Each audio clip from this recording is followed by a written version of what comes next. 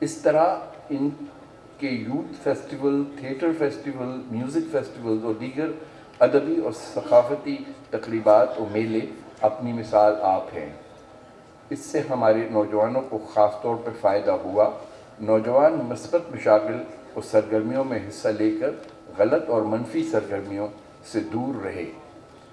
نوجوانوں کے لیے خاص طور پر یہ کہنا چاہتا ہوں کہ ادب سماج کا ایک اہم حصہ ہے۔ جہاں سماج ہے وہاں ادب ہے۔ جدید زندگی کے ان دیکھے افریت کے خلاف مزاحمت کا آخری مورچہ ادب و فن ہی ہے۔ چنانچہ فن و ثقافت کی ان سرگرمیوں کو جاری رکھیں۔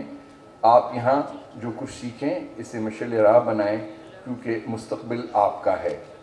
آخر میں ایک بار پھر آرٹس کونسل کے صدر احمد شاہ کی گورننگ باڈی اور ملک و بیرون ملک سے تشریف لائے ہوئے مندوبین سے مخاطبت کو اپنے لیے خوشی کا باعث سمجھتے ہوئے یہ کہوں گا کہ ہم سب کو اپنی اعلیٰ شناخت کو مقدم رکھنا ہے، اور اس کے لیے ہمارے قلم ہی ہمارا ہتھیار ہیں۔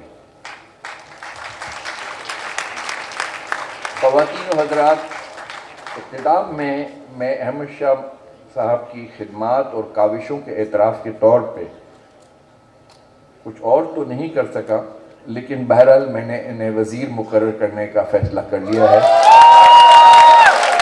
آپ سب حضرات کو بہت بہت مبارک ہو۔ Thank you.